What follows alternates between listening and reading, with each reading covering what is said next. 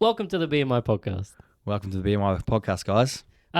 So today I thought we'd kind of we'll throw out some terms and we can kind of define what the hell they even mean and things like that. But mainly focusing on focus and productivity, deep work, monk mode, that kind of stuff. And, it's funny because I was trolling through YouTube recently and I don't know if it was just my algorithm set up or whatever it was, but a lot have come up regarding focused work, being more focused, monk mode, deep work, etc. And I mean, it's ironic because you go on YouTube to basically procrastinate and not focus. Yeah, it's hilarious, right? Like there's so much stuff that's going like, oh, you need to be working hard, you need to be blah, blah, blah. And then it's just like, but you're creating content for me to consume. Like you're creating the thing that you're telling me to get away from. Yeah, exactly. I was like, looking at it, I was like, okay. So the slight irony in there. Yeah. But, I mean, to start with, I thought I'd at least get a bit of a background. Have you heard of those terms? Do you know much about those terms? Like if we just focus on the deep work side and the monk mode side? Yeah, definitely the monk mode. I would say that's kind of how I operate. Yeah. I would say like going into like certain stints or set time frames of sort of just tunnel vision. Yeah. That would probably be what I would have called it when I was younger. I was like, I have tunnel vision. So when I have a goal, like we have a few of our friends that would even go, whenever you set your mind to something and you always go after and you always make sure that you get those tasks done. And it's been apparent like for, I guess, maybe my whole life that when I'm like that, there was just definitely a big window of neglect and not going into monk mode. Yep. Yeah, well, I mean, have you heard of deep work? No, I've heard of it, but I've not delved into it at all. But like I see them kind of two sides of the same coin kind of thing, very similar. But Deep Work was a book that was published by Cal Newport. He's the author. And he kind of came up with the term deep work. Yep. And it's something very similar, but mainly for kind of like just a cognitive task. So just focusing on one thing for a sustained period of time in something that's like cognitively demanding. So whether that's writing or reading and things like that, right? Yep. So just going in and kind of just doing a mental task rather than just, I kind of saw monk mode similar to you in that it could be applicable to anything. Like you're just kind of going in to get that or achieve that goal and to get that kind of thing done. Yeah. External, regardless of whether it's, cognitive or physical or anything else. Yeah, for sure. And I mean, why I inherently think that's important and kind of put a quote down from that. Have you heard of Blaise Pascal? No. It's from the 1600s. I think he was an inventor, to be fair, but he kind of came up with this quote, which is almost like philosophical. But it was like, humanity's problems stem from man's inability to sit quietly in a room alone. And it's like, it's almost, we have a little bit different problems going on today's day and age than compared to back in the 1600s. But, now it's almost our inability to sit and actually focus on just doing one thing at a time. We've got phones and technology which kind of grab our attention and the attention spans are short 100%. Drastically. And we're constantly task switching. If we're doing one thing, we've also got another browser open doing another thing, or even the phone's just sitting there, and we're kind of waiting for it to go off, or when that next text message or the email comes in, we're like, quickly look at it. And so we never really, or very seldomly, do actually get that time where we can actually just sit down and focus on doing one thing. And actually the book that got me back into reading more a few years ago, which was Stolen Focus from Johann Hari, and that was essentially based on that. And he's kind of outlining the landscape of just essentially how, one, the environment around us, whether that's online or in person, is kind of shaping us towards just getting this lost sense of focus. And us kind of not taking control of that. Interesting. And it was actually a really good book. I'll look at that. Yeah, stolen focus. But yeah, I mean, have you noticed a pull for yourself towards kind of like that fractal thinking or anything that's, just needing to multitask in certain situations? I would say actually quite recently I've been struggling to, one, get the podcast done on time, like getting the edits out, and then also focusing heavily on my running training, and also fitting in the gym, and then also trying to fit in running a business as well. Like it's become quite all consuming, and it's we talked about this multiple times about like you got 3 coins to fit into 5 slots. Like 100%. It's very, very hard to sort of focus on all of them, and like there's some things that just are coming up a bit short. Like and I'm all right with that. I'm coming to terms with that. Like it's sort of, some things have to give. I am been trying to focus on the running, because it's the kind of thing that's for the goal that I want to achieve in it. If I fall off on that, I'm going to come up too short. Like it was already a quite a hard achievement for me to get to, like to run that half marathon in an hour and a half. Like it's, I need to realize like, shit, if I fall off of this, and I fell off it because I got sick the other day, but like I can't keep that going. I have to sort of keep that momentum, or else it's going to be a point where I'm going to like, oh, might as well pull out, or might as well stop doing that, or taper back. Yeah. I mean, and interesting you say that, because I think that clearly separates the whole monk mode thing from well, my perspective, and by the sounds of it, yours as well, but the whole monk mode thing versus even just like necessarily deep work.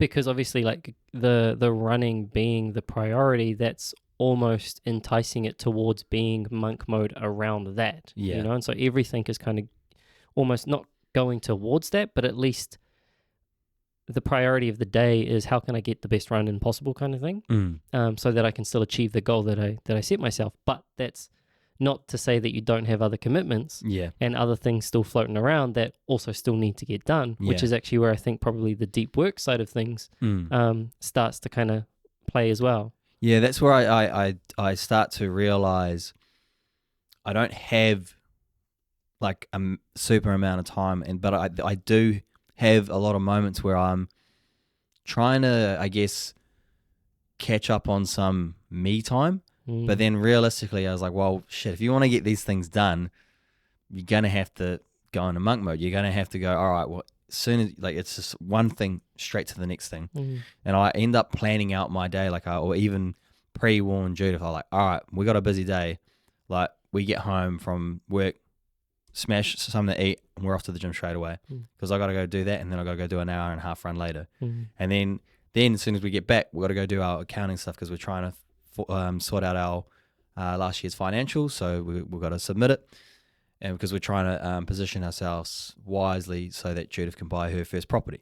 Like there's a whole lot of things that they need to get done, but like, because you get to a point where you're like, man, you're knackered, you're tired, you just want to sit there and doom scroll, and these are these things, these are those pulls, those gravitational pulls from those distractions, and it's just trying to like limit them.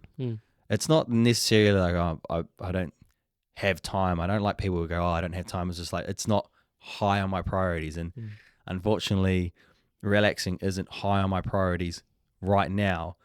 And even, reflecting over it after we talked about what we're going to be doing, and reflecting over, I was like, man, like I need to make more time for her, like us. And we will get there. And that's what we're trying to do right now, versus like, not versus, we're trying to employ someone.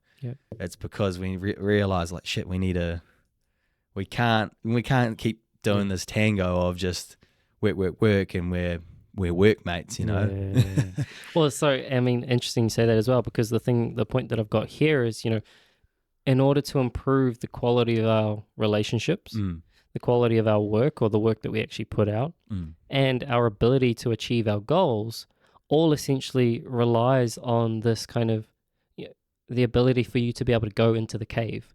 And whether that's focusing on, or at least like separating that priority so that when I'm with this person, I'm with this person. When I'm doing this task, I'm doing this task.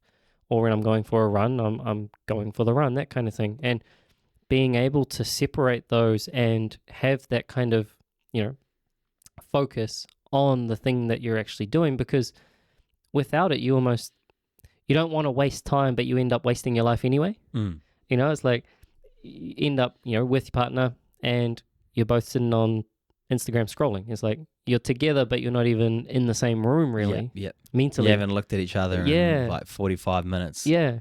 Same as when you see couples at like restaurants and shit, right? And they're both on their phone, like, bro, like you're sitting down at a table together. Yeah. And it's like, you don't want to miss out, but by nature of not wanting to miss out, you actually just miss out on what's directly in front of you. And so our ability to kind of pull back and notice that and regain, whether that is focus on the person and strategizing or prioritizing times outside of this is when I need to work, it allows for those relationships to foster. It allows for you to do other work in other areas at the same time. Yeah, that's where I think we were lucky. We were talking about this yesterday. We actually go for a walk as well, walk the dog every day, and really enjoy that because we never have our phone out. We're just walking the dog and having a chat the whole time, and it's good for us to catch up because maybe it's not good that we talk about business, but like when you own your own business, everyone out there, it's a part of your life, and we're not even like fighting that, it's if it comes up, we'll talk that problem through, and then we'll move on to non-business. But like if it's there, we'll keep talking about it. But it's good, like we can communicate and we talk about life as well, goals, and that's the thing about your own business. You talk about that, but it also leads to, when we get to this point, we can be doing this, and then we can have a bit of freedom, or like it's still good to connect and not have that phone there. When we're at dinner, we never do as well. It's like we'll be watching something if we're having dinner at home, but if we're ever out, like, we'll never be on our phone. I definitely agree. When I see some people, like, you can it's like they're just coexisting, they're just pretty much just sitting there together and just, I don't understand, like, just make some conversation. You just try, and like, even if you just try, I think it would make a huge difference, Yeah, well, I think like social media itself it's not a numbing device, but we use it to numb ourselves. And you've got people at the other end of the companies who obviously are just trying to make their own money out of this, and the best way to do that is to keep you on their platform, not other people's platforms. Like, it's not necessarily a conspiracy. That's just literally people playing the capital game. Like, come to my business, not to the person down the road. So come to Instagram, not TikTok. Like, I want your attention. Of course, they're in business. They want that. They want to win at that. But a byproduct of that is that we're also there playing, take my attention. Here you go, have it. Yeah. Because we want to be numbed from all the other bullshit that is going on in our lives that we don't want to have go on. Yeah. And so it's natural. We sit down and we just get caught in it. And the next thing, and it's an hour. You're like, fuck, where'd that go? Yeah. But for us to be able to kind of catch that and actually come back into just being whatever it is that we're actually doing, is there times where you've either, whether or not it's editing or whether or not it's doing the accounts, noticed like the temptation, it's almost like an itch, the temptation to go and like grab the phone? Okay, all the time, man. Yeah. Like literally, I'll be 20 minutes in, and then I'll probably pick it up and just have a look and scroll, but then I'll realize, like, what are you doing? And then I'll put it back down. Like, it's if you can sort of pick it up at the time, but then sometimes I just lean into it. Like, I was like, I'm scratching this itch, and I'm just gonna scratch it, just scroll for a bit, and then I go, this is boring, and then I put that back down, and then I get back to what I was doing before. You know, it's definitely hard. Like being your own boss, and like you have to be self motivated. Like when you're at work, you kind of like they've got a workload for you, and they push it in front of you. You know, whereas us, like, I don't have to go and do the editing. I don't have to, like, but you got to set standards for yourself, and like when you're your own business, you got to set those standards, and you have to uphold them for yourself. Because if you're not going to uphold them, no one else is. You know, like hard. you can't expect anyone else to either. Yeah. And actually, funny you say, noticing it, and sometimes I just go into it. Like the trick is actually just noticing it in the first place. Yeah. So what you find with most like mindfulness training is that if you can actually just focus and notice the thing that you're doing. So for us, it tends to be overeating, but it can be literally grabbing, picking up your phone and scrolling and things like that. Like fill in whatever device or numbing device you want into that. Fits the same purpose. But the trick is just noticing it. And so if you consciously go into it and scratch it, it's better than scratching it and not noticing it. Yeah, because for sure. the more you just become aware that you're doing it, and you probably already noticed this yourself, the more that you notice you're doing it, the more ability you have to actually conversate yourself almost out of doing it in the first place. Oh, for sure. Like, yeah. Well, I would say that's come from just literally doing 75 Hard or the Live Hard program. It's trained my mind to pick up those things. Yeah. And it's not to say that everyone thinks, oh yeah, no, it's easy for you. You have mental toughness and you can do it. It's easy for you. It's like, it's not at all. Like, it's a daily struggle for people with mental toughness. It doesn't matter. Like, you still have to train that muscle. Like, it's not easy to stop yourself. And we are still having the same struggles, but sometimes we can pick it up and then we just know what we want to be doing, and then we just go and carry on with what we said we wanted to do, you know? Yeah. And I had the same point regarding 75 Hard for you. And the way I thought of it as well was, for me, those are almost like monk modes. Yeah. Those are, for you, 75 Hard, I was like, that was definitely a monk mode I was going in. And I think monk modes are actually good they're important as retrospective tools because it teaches you that you can go there. Yeah. You can go into that place. You can get the work done when you need to get it done. And quite often when we reflect on that, it gives us proof that we can actually focus on shit and get shit done. It's that confidence builder. Yeah. Like, it's literally telling yourself, shit, I actually am capable of such a hard thing. I'm definitely capable of stopping myself from bringing on my phone or stopping myself from putting that donut in my mouth. Like, it is that confidence builder. It gives you that ability to, I guess, self-assess, be aware, it's like that. Like for me, a big one that I realized from monk mode anyway was when I first got into bodybuilding. And when I first got into weight training, like we were still partying, we were still going hard, and there was a time where it kind of flicked. And it was pretty much all party, some gym. And then it started to be more gym, some party, and that's where the drinking stopped. Yep. But we were still going out on the pre-workout. Yeah, we're on the Jack 3D. On the Jack 3D. And mind you, that did have probably some amphetamines in it, so there was still something in there that shouldn't have been, but we were going to town. We didn't know, but we liked it. Yeah, exactly. Of course we did. And somewhere along the line, probably the time that Jack got banned, stopped going out, and it just became this kind of immersing factor of like almost just pure monk mode into okay, I'm going to dive into bodybuilding and I'm going to give this my all for the next 4 or 5 years. And it's only while I was doing that I realized obviously that I was doing it, but I didn't realize why or the importance of that. And I was reflecting on it actually on the way here, and I realized that it clicked almost each of the 3 like layers that I talk about with regards to goal setting, which is outcome, process, and identity. And identity is normally the one we miss. So we know the outcome, right? So like lose 10 kilos. Process, we know how to do it. Well, I need to exercise a bit more and stop putting some shit in my mouth. Process. But none of us really attack the identity side. Whereas going monk mode almost solved all 3 of those because it was for me to go into the mode of being a bodybuilder, and probably the same for you for 75 Hard. I had to go into being a bodybuilder. I couldn't just go to the gym and just drink protein shake. Like that wasn't really enough. I needed to go into what it took to be a bodybuilder and just embody being a bodybuilder. Full immersion. And it's probably very similar with 75 Hard. of like going into that, you know, entrepreneurial kind of Andy Frisella archetype and being like, okay, I'm going to go all in on this. Like I need to go all in and embody, like I said, both identity, but part of that identity was ticking off all the tasks on 75. Yep. And if I did that, then I finally got to the outcome. Whereas most people use it in reverse. They'll just focus on the outcome.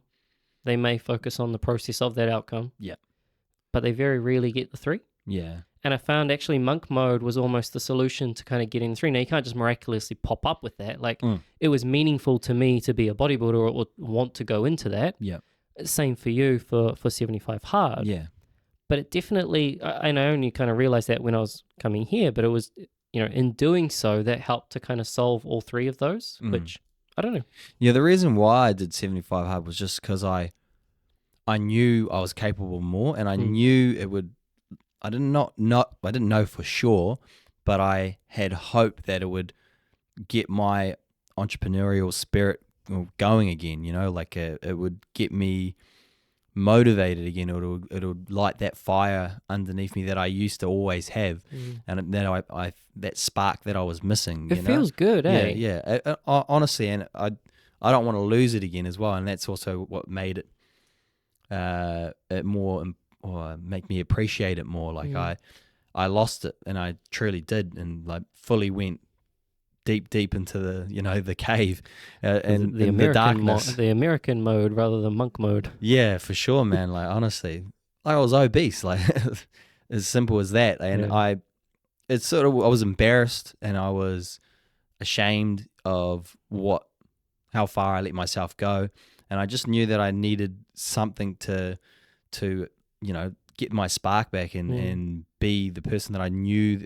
and be on the path that I knew I was always meant to be on, and truly loving it now, like fully embracing it. We're working our asses off, but like I wouldn't change it. Like I had a conversation with the other day. I was like, I love my life, like truly, like I've built this life for myself, and I'm really in it, enjoying the process as well.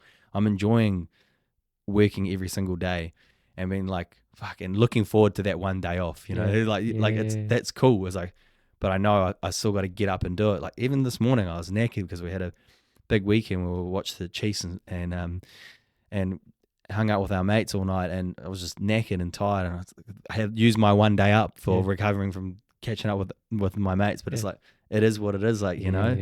And like one day I think a lot of our friends will understand, and a lot of people out there will understand, when you have your own business, how all-consuming it can be, but how rewarding it also can be, because those results that we get in the business, like we get to feel those straight away. Like whereas if you're working for someone and you're hitting your targets, you don't really know until you get your quarterly review or something. Like we're seeing results in real time, and it's quite rewarding as well.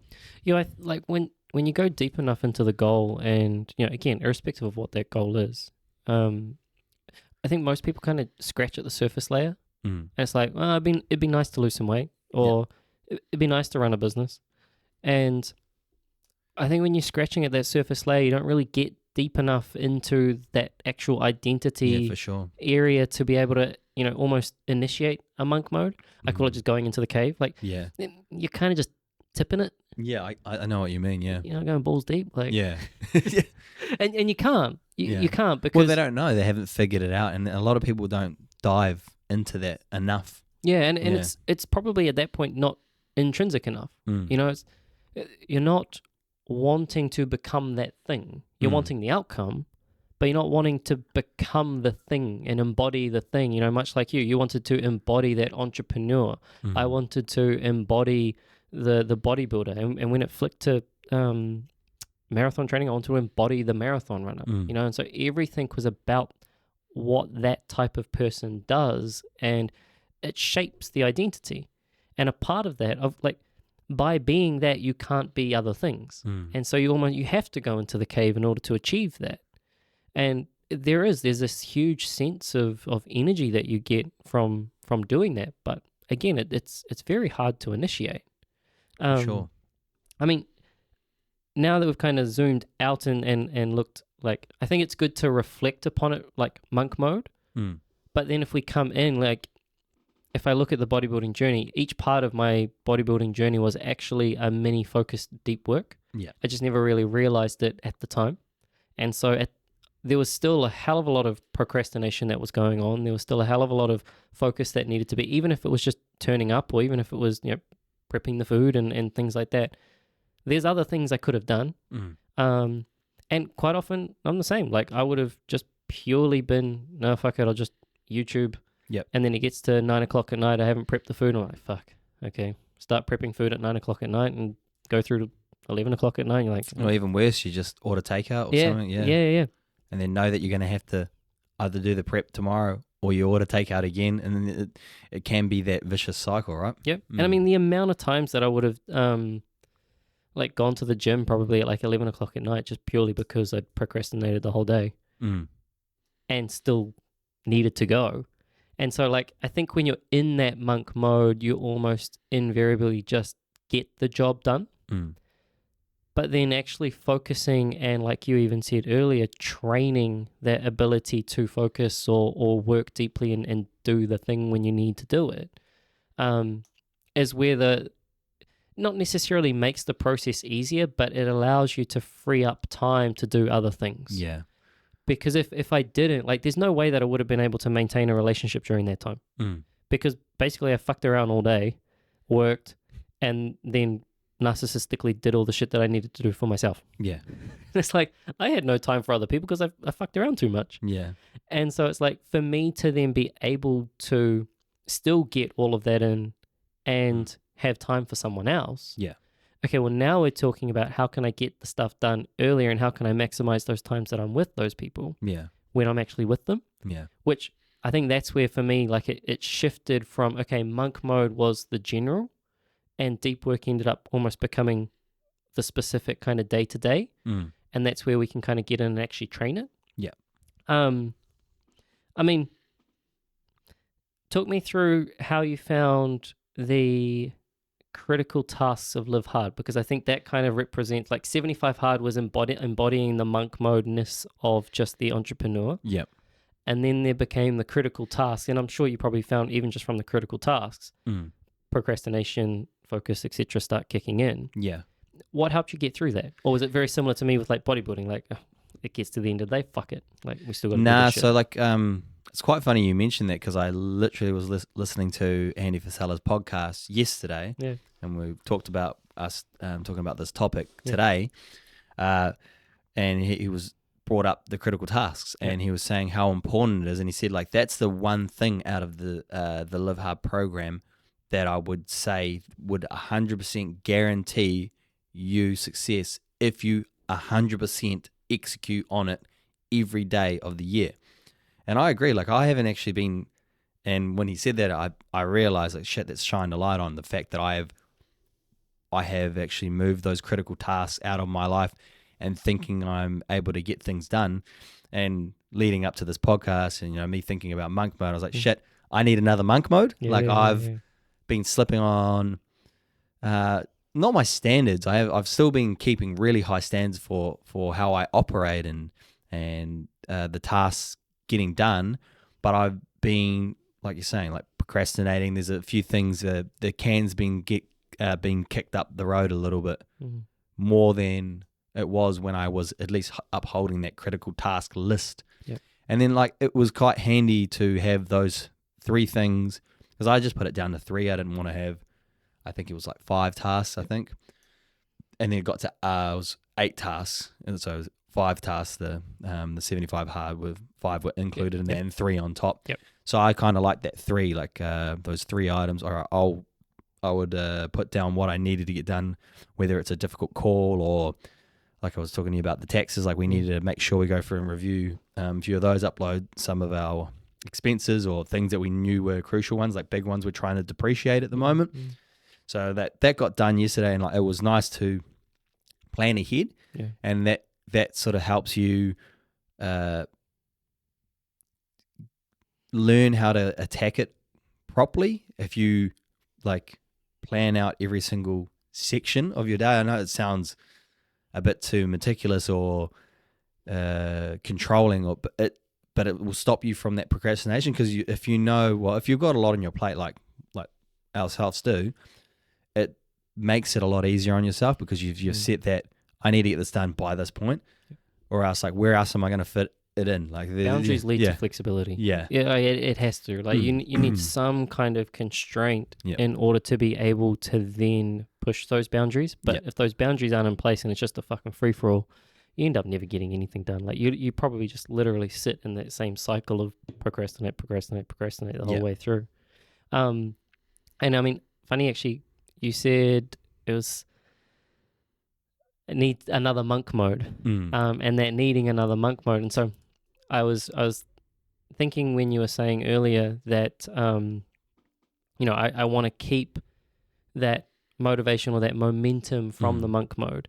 And I remember that, and I think it was when I was training for the marathon or just after that, I was thinking the same. I was like, I really want to hold on to this. I want to hold on to it. I want to hold on to it. And actually it was from thinking about this topic anyway, and the difference, or at least the distinguishing between monk mode and just deep work is kind of the training for one to the other. And so I like the monk modes. I'm introverted anyway. Like I love solitude. I love time to myself. Like I'm happy doing my own thing, and I love that shit. Yeah. And even like looking at all the people that I follow, like probably very similar. Yeah. And so don't get me wrong, like I fully go into that. And again, it brings this sense of like motivation for me anyway. Like when I'm going into the cave and going after the thing that I want to go after, like there's nothing more motivating than that. For us. Yeah, true. But there's also a flip side to that of what goes up must come down. Yeah. And it inherently, there's always that kind of lagging for it again. And when it comes, I kind of ride the wave. Yeah. It's almost like surfing, right? Like when it comes, I'll ride the wave. Yeah. And when it isn't, I think that's actually kind of where we can go in and do more of the training element of it. Yeah. And so we can work on our paddle. And it's by working on the paddle when we're not in, quote, monk mode and focusing on kind of like the deep work or the strategies that help to entice deep work that allow us to then be able to go back, and when that monk mode comes in, we can kind of just grab the ship by the throttle and go full in. Yeah. And so, it was actually like not longing to do it all the time, but just in even focusing and even just being aware. Yeah. Being aware of those times that I am procrastinating and things like that, or which times of the day I am, and being able to, okay, how can I work through that, and what are some kind of like strategies that I can work through in order to make me better at dealing with that, so that when it comes around again and I'm going into full monk mode, again, I can almost reap the reward of just riding a bigger wave. Yeah. I think with with the ebbs and flows of it and being close enough to it, like my thinking of putting these things in place outside of monk mode at least gets me to like almost near that monk mode, and then when you see yourself slipping, you're like, okay, monk mode, and then when you drop back off, you're close again. Yeah, that's where I want to sort of see myself sitting just under monk mode as my everyday operation. Yep. And then like naturally we're gonna be some things will drop a little bit and a little bit more, and then that awareness, bring yourself back to either monk mode or pick up on some of those old traits that you had before that you let slip a little bit, and that's where I kind of find myself now. I was like, it's like, do I need to go into another monk mode? I know it's already been floating in the back of my head. I'm doing 75 hard once every year, forever. Yep. I want to set that as a standard. So I'm thinking, oh shit, well, when am I going to do this next 75 hard? Yep. I don't think that's going to be my next monk mode. I'm trying to focus on this running goal of mine, and then we'll move to the next monk mode. I think after that, I'm very interested to. Well, I want to get my mobility sorted, so that's sort of around. I'm thinking around those sort of that sort of goal or that monk mode, or leaning into actually getting that part of my health sorted. Like I've got getting my cardiovascular sorted now, and my body fat. Yep. Yeah. So I was just adding those bit by bit. Yeah. Building myself. Yeah. And I mean, like, it is like, by not being fully in that kind of monk mode where everything is just about shaping your identity and creating this like wave of momentum, it allows you to focus on those other areas. And it kind of, I think a part of Cal Newport's book, he goes deep work being obviously, the thing that we're lacking or we're missing, and trying to do more actual deep work and focused work. But the opposite to that is that we've always got shallow work. We've always got those tasks that require not us to actually go in and do a hell of a lot of thinking. Like we always need to clean the house. We always need to clean our room, Jordan Peterson. We always need to cook food. We need to send off invoices or sort out our accounts. We've got bookings or calendars. Like we've always got that shit. Yeah. And that's always going to take up a part of our day. We've got relationships to uphold, right? And so we've actually got a lot of this extra work that we need to do and all these other tasks that we need to do. But I guess it's actually distinguishing once you, like you said, add that order in and have some like time barriers and, okay, this is when I'm going to do this and this is when I can do this. It allows you to be able to touch all of those points. And that's the thing. It's like, it's almost different. Monk mode for me, I always think of it like, I don't go fuck what happens over on this side. I just got to do me. And I'm going all in and just doing me. Yeah. And that's what I mean. I don't want to dive like into another monk mode like that, because I will become selfish. Yes. And I whenever I do jump into those monk modes, for the listeners out there, you kind of need to get your partner on board, or you need to pre-warn them. Like I'm gonna have my little selfish spout, and like and definitely was like that for my Live Hard. And we talked about it in my Live Hard. Yeah. I was listening to it the other day. How I was saying to Judith, like, I am very irritable if I haven't eaten, and I can only pretty much conversate for you in my 1 hour window after my 3 meals I get a day. Yeah. So like, I'm sorry. And like, it was known and felt like, especially those last 2 weeks, wasn't too bad for the first 2 weeks. Like definitely was getting there, but like it was just pre-warning her of that. And that's why I'm not necessarily super keen to dive into a full monk mode, but like at least fine-tuning some of those areas that need some attention right now. Yeah, 100%. And for me, I actually think this is where deep work comes in. And so, whether it's actually the classically defined deep work, like actual some cognitive task, or just a version of it, where we can kind of, whatever tasks that we have going on, or just allowing those times to kind of strategize and know what we should be doing when we should be doing it. It kind of almost brings us to, okay, this is how we can train this in real time, versus, again, it's easier to do that when we're in just quote unquote monk mode, and we can kind of go all into that because we can just shut off all the external variables and be like, okay, don't focus on that, don't focus on that. And then when we're actually living day to day, well, they're here. And we have to deal with them. And so it's like, okay, how can we manage that? And it's almost the training leading us up to almost having a better version of monk mode when we next get there. Yeah. And have you heard of Dr. K? Have you come across his YouTube? Yep.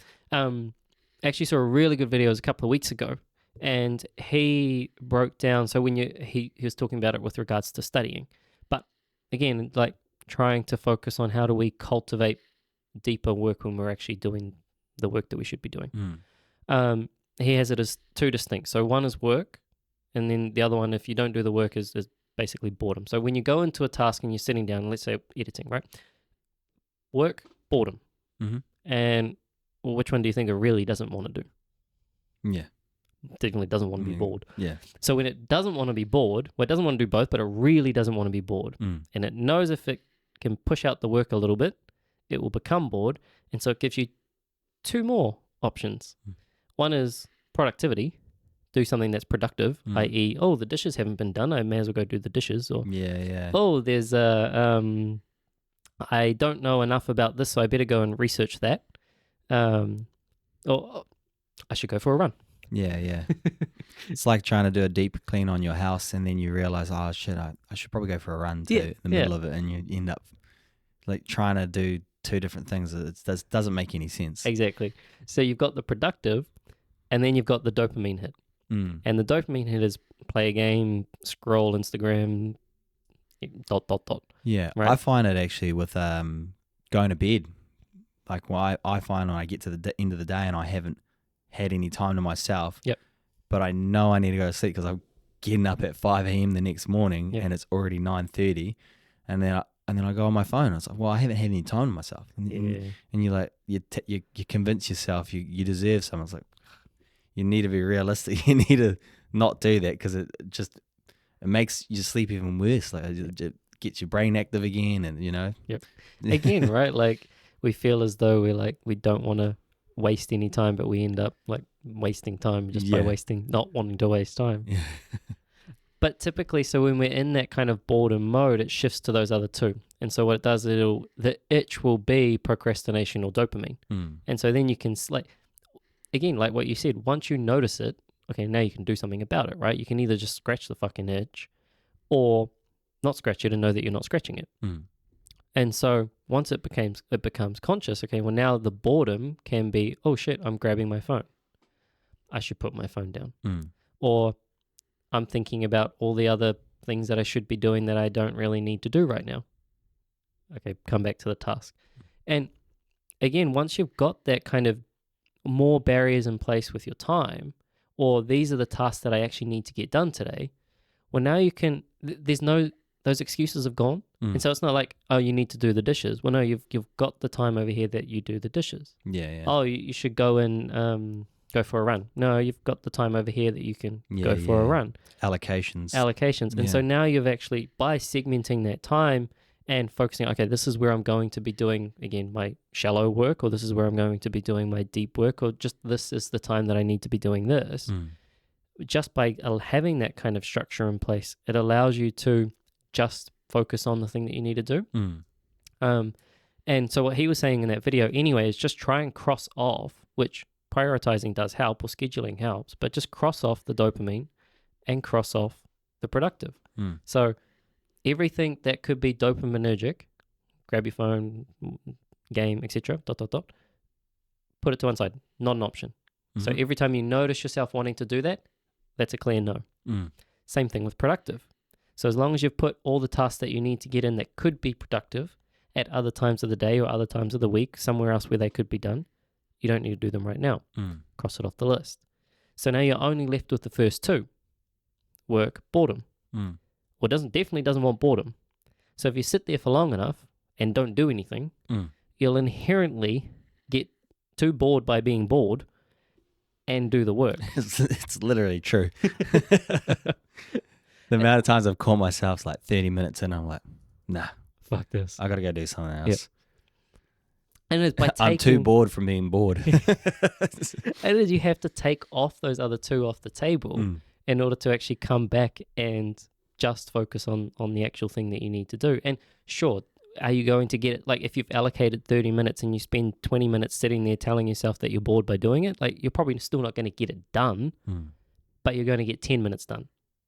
And if you've allowed enough time to get whatever it is done, then, okay, well, I'll have that 10 minutes, get that 10 minutes. I'm like, cool, okay, I've at least done the 10 minutes. Now go and do it. Yeah. You've given yourself time. Again, we almost try and like arm wrestle or strangle ourselves to being like, sit there until it's fucking finished. And it's not really until, okay, well, you've done what you said you were going to do. It's not complete, but you still held your end of the bargain.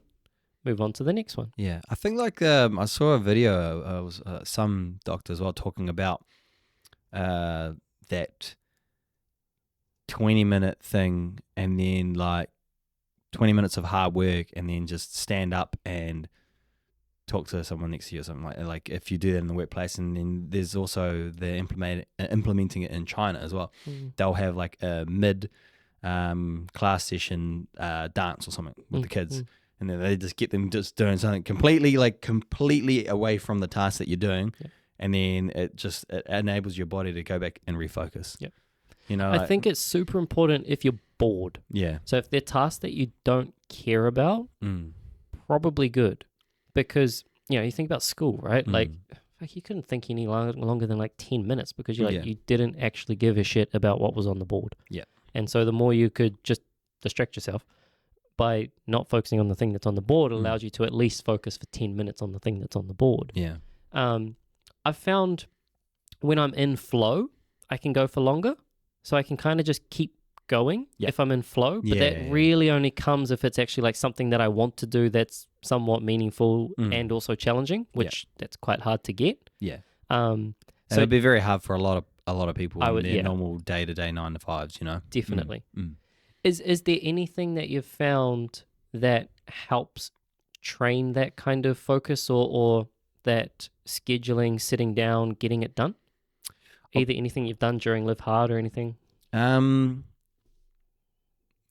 It was probably those times that I got to the end of the day and I really made it hard on myself. I think I told you I ended up doing my second workout at like 2 a.m. in the morning because I ended up doing a gaming session with the boys, and then I was just like, oh my goodness. Like this was not this Live Hard that I just done. It was the first 75 hard properly, and oh gosh, like it was stupid. Like, and then just the regret sets in, and then it's also felt that next day. So you're like, God, I gotta not do that again. Yeah. You know, so I guess it's more sometimes, how would you even relate it to someone else that's trying to stop procrastinating or anything like that, is maybe learn from those mistakes, I guess, or like try to, maybe you just got to fuck up hard enough that it really hurts you that you're like, oh,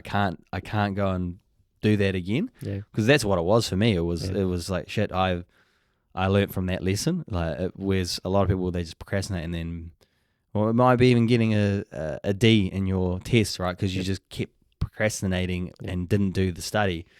You know, you need to realize you can do better. And it's funny you say that, because that was me notorious. So I would always wait, and I would, again, productive. I'd give myself the productive and probably dopamine at the same time of, I'll go to the gym and then I'll study. Yeah. And this is while I went monk mode into bodybuilding focus. So I was like, okay, I'm all in bodybuilding, and I was all in on bodybuilding. I even chose to go to the gym first over going and studying. You're studying, yeah. But that was purely because I was procrastinating the study. Yeah. And that's because I didn't want to do it.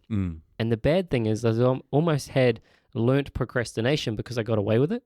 So I could procrastinate it long enough to be motivated enough to do a good enough job when I needed to do it.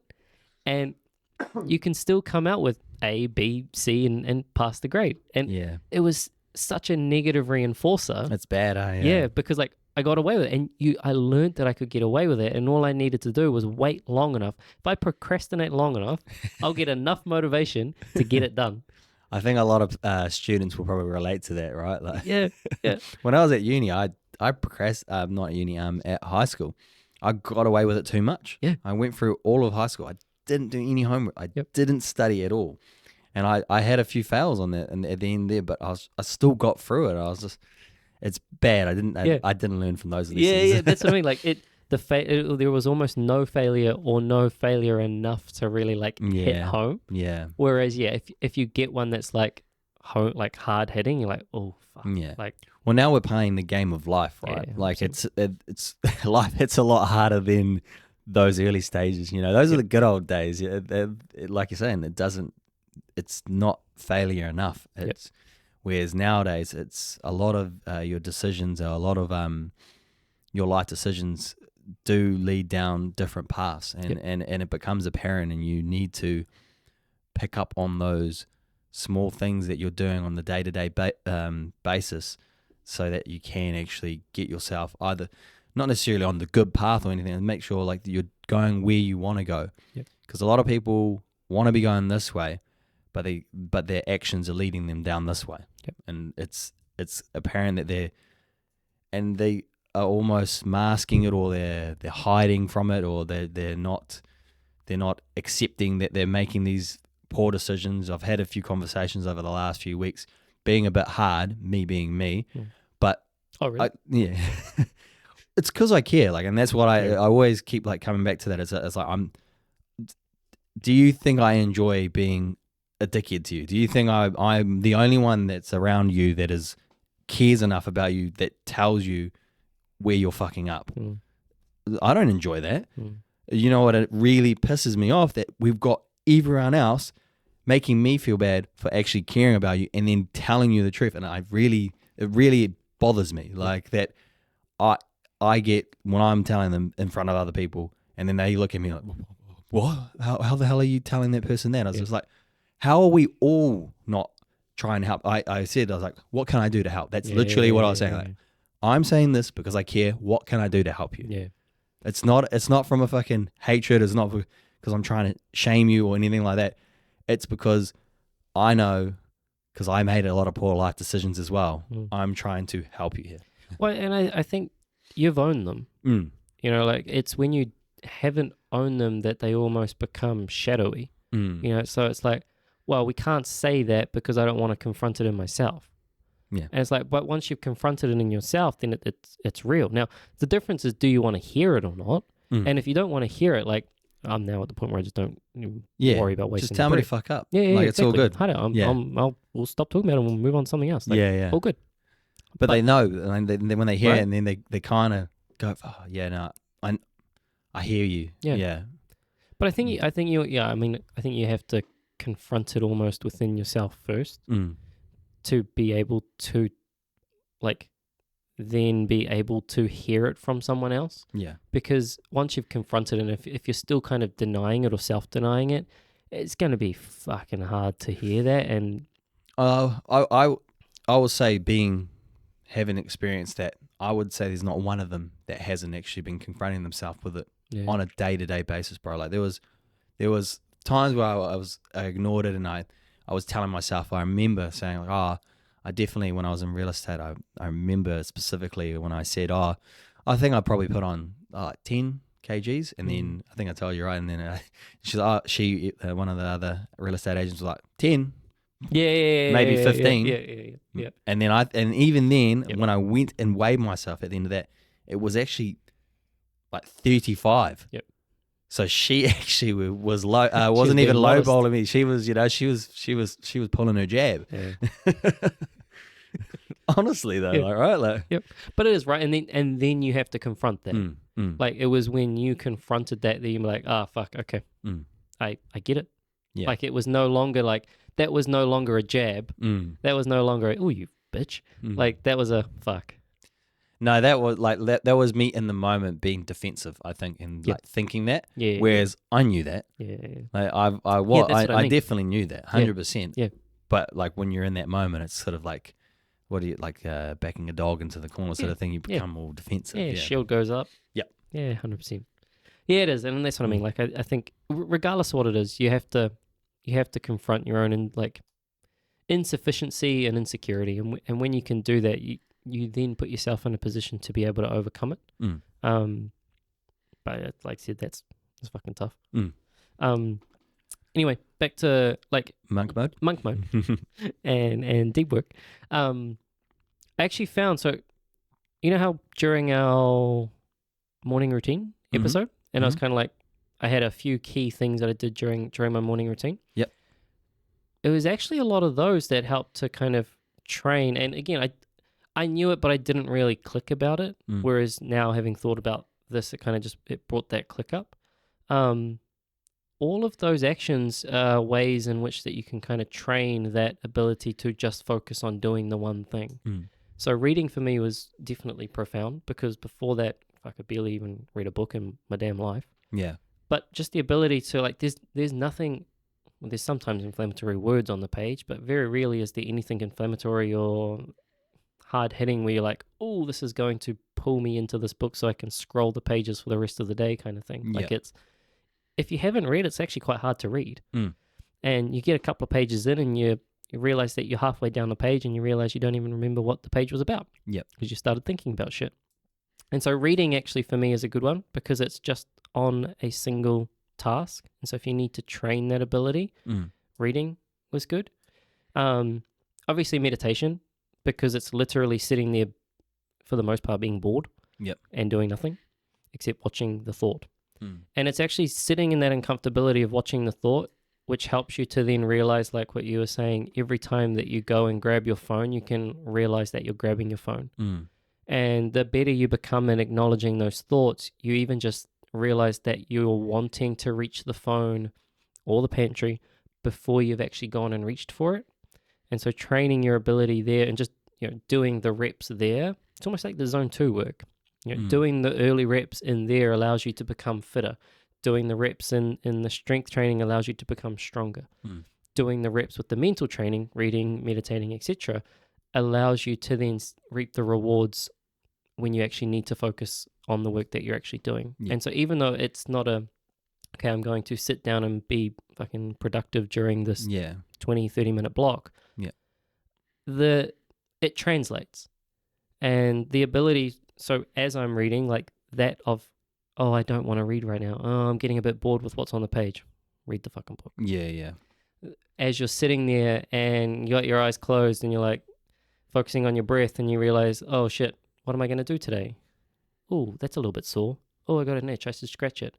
Just noticing those little conversations that you end up having with yourself. And as that thought comes in, well, now that's the same of, oh, you're hungry. Oh, you should grab TikTok. What's on Instagram? It's the same itch that you want to scratch, except now when you can notice the thought, you've noticed it before you actually even go and scratch the itch in the first place. And it's definitely been happening to me the last week or two. Yeah. And it's just those standards just falling off a little bit, and then just those itches coming in and giving in when in the past previous weeks you weren't. They weren't even phasing you. The funny thing is the sign of progress in meditation is realizing that you're thinking more.